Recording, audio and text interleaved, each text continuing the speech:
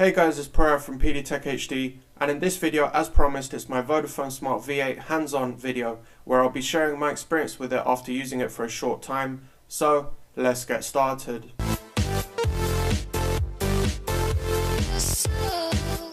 Okay, so the Vodafone Smart V8 feels very solid and very comfortable to hold in the hand. It is made of a diamond cut metal body unibody casing. The next thing I noticed was the fingerprint. So the fingerprint scanner is well positioned. However, it doesn't always unlock, and that could be because of the way you set it up. Sometimes when you set it up, it does sort of say partial fingerprint detected, and if you still proceed with the setup, it won't get it accurately. So you kind of need to end the setup and redo it from scratch, making sure that there's no mistakes.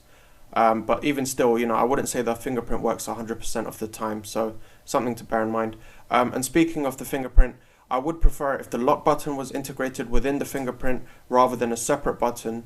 And on the back of the phone, as I said, the design can be a bit odd, but what happens is the top and bottom pieces are made of polycarbonate, which allow radio signals to pass through it.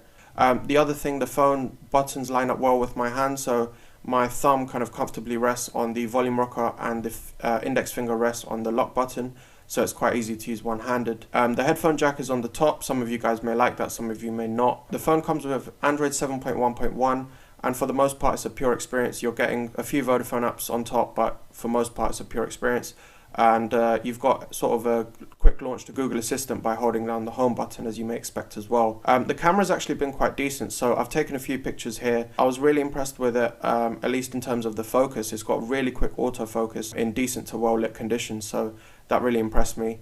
The next thing is the stereo speakers on the bottom. They're okay, they sound fairly loud and fairly clear, but I would prefer if they were front facing, like on the Platinum 7. For the most part, from what I've used, there's been sort of a lag-free performance. Like, I haven't noticed any stutter or any random crashes or random reboots, which is nice to see. I guess the 3 gig of RAM on the phone keeps things running very smoothly. The screen is very sharp. As I said, it's full HD, so it's not 2K or anything crazy like that, but it is sharp enough for most people's needs. And when you consider the price point of this phone, it is, is something you have to sort of expect.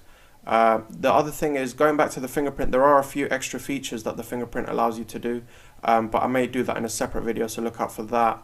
And one thing I will say is, if you guys remember my Platinum 7 video, I did say that it was a bit of a shame that Vodafone removed double tap to wake.